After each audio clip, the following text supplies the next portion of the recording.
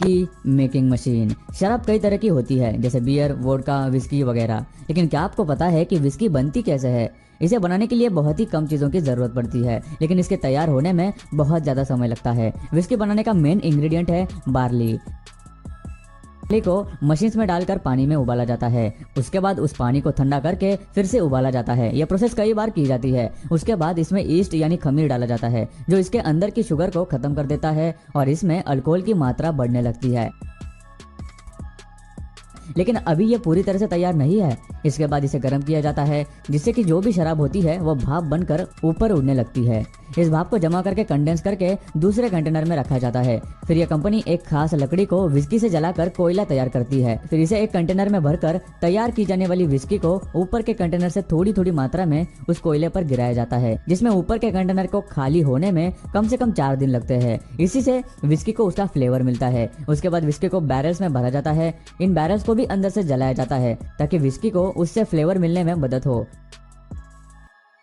फिर उन्हें गोडाउन में रख देते हैं। विस्की को यहाँ 4 से 7 सालों तक रखा जाता है। उसके बाद ही यह पूरी तरह से तैयार हो जाती है और फिर मार्केट में आती है।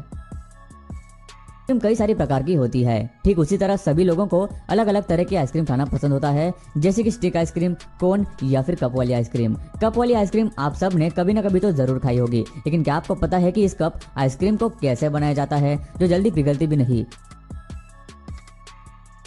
सबसे पहले बड़े से टैंक में दूध को उबाला जाता है। उसके बाद उसमें चीनी और फ्लेवर मिलाए जाते हैं और जब ये पूरी तरह से मिल जाते हैं तब इस आइसक्रीम को ठंडा करके मशीन में भेजा जाता है, जहां यह मशीन इन कप्स में इन ठंडी आइसक्रीम को भर देती है।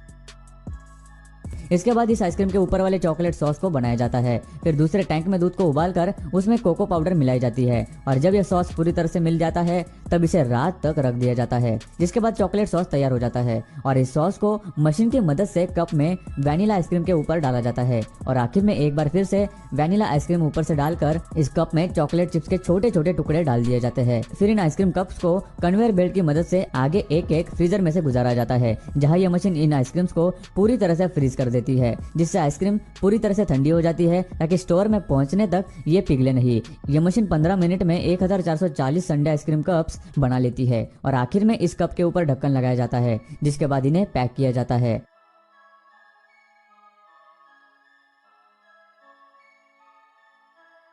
गाइस नेक्स्ट है बिस्लरी बॉटल्स। बिस्लरी के बारे में तो लगभग सभी जानते हैं। इन बॉटल्स में जो पानी होता है वो बहुत ही प्योर क्वालिटी का कहा जाता है। अगर हम घर से कहीं दूर है या फिर हमारे पास पीने के लिए पानी नहीं है तो हम इसे कहीं पर भी खरीद कर पी सकते हैं।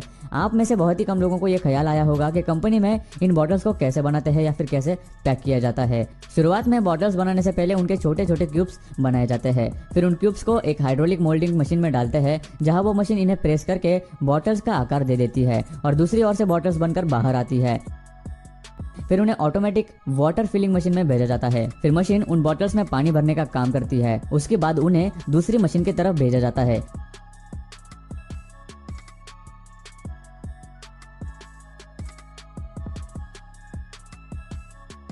जहां उन पर बॉटल कैप्स लगाकर सील किया जाता है और बाद में इन्हें एक कन्वेयर बेल्ट की मदद से आगे भेजा जाता है, जहां मशीन उन पर एक एक करके लेबल लगाने का काम करती है और इस तरह बिस्लरी बॉटल्स पूरी तरह से तैयार होकर मार्केट में आती है। मेकिंग कॉर्नफ्लेक्स एक ऐसी चीज है जिसे ज्यादातर ब्रेकफास्ट में खाया जाता है। बहुत से लोगों को इसे खाना पसंद होता है और यह सेहत के लिए भी बहुत ही हेल्दी मानी जाती है। इस वीडियो में हम आपको बताएंगे कि इन कॉर्नफ्लेक्स को आखिर कैसे बनाया जाता है। शुरुआत में कॉर्नफ्लेक्स के मिक्सचर को एक ग्राइंडिंग मशीन में डालते हैं, जहां उन्हें तकरीबन 20 मिनट तक ग्राइंड होने के लिए रखते हैं। उसके बाद उसे एक वाइब्रेटिंग कन्वेयर बेल्ट से बाहर लाया जाता है और दूसरे मशीन में भेजा जाता है, जहाँ मशीन में लगे 2 रोलर मिक्सचर्स को दबाकर और बारीक करते हैं और उसे फ्लेक्स का आकार दिया जाता है। उसके बाद उन्हें फिर से एक कन्वेयर बेल्ट पर शेक किया जाता है, जिससे फ्लेक्स एक दूसरे से न चिपके। बाद में उन्हें एक वाइब्रेटिंग कन्वेयर बेल्ट से रोटेटिंग मशीन में भेजते हैं, जहां मशीन फ्लेक्स को 2 घंटों तक 230 डिग्री सेल्सियस पर घुमाकर उसमें स्वीट सॉल्यूशन डाल देती है। उसके बाद उन्हें फिर से दूसरे मशीन में भेजते हैं, जहां उन पर कुछ खास तरह के सीक्रेट इंग्रेडिएंट्स को डालते हैं और इस तरह फ्लेक्स पूरी तरह से तैयार हो जाती है। फिर उन्हें आगे पैकेजिंग के लिए भेजा जाता है।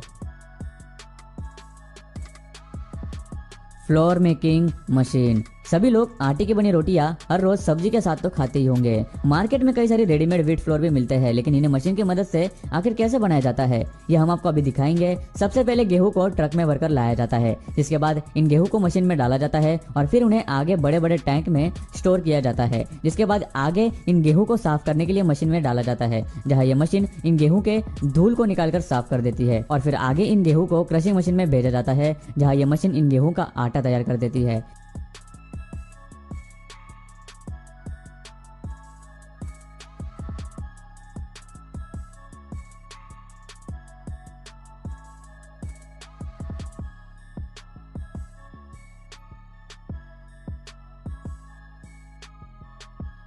जिसके बाद इस आटे को पैक किया जाता है और उसका क्वालिटी चेक करके इसे मार्केट में भेजा जाता है।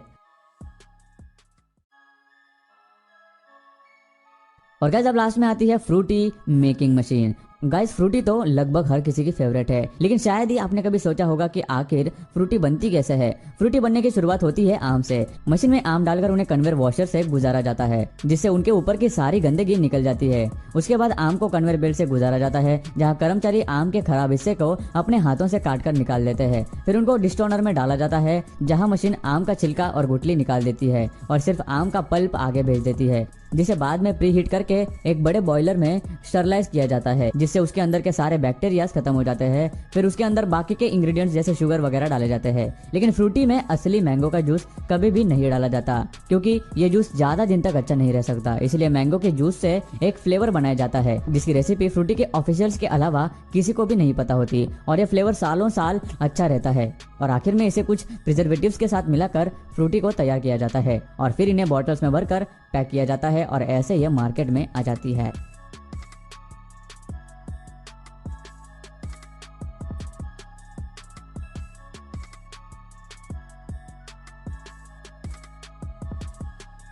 दोस्तों आज की इस वीडियो में बस इतना ही। आपको इसमें से कौन सी मशीन या फिर कौन सी चीज बनाने की प्रोसेस सबसे ज्यादा मजेदार लगी, हमें नीचे कमेंट करके जरूर बताना।